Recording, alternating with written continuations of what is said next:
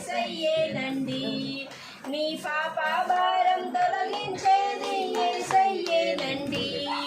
మోక్షానికి మార్గము చూపించేది యేసయ్యేనండి.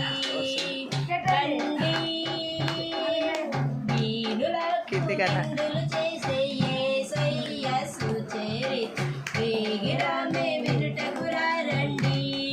ఓ సోదరులారా వేగిరామే వినుటకురా రండి. రండి వచ్చి చూడండి యేసయ్య చేసే కార్యములు చూడండి.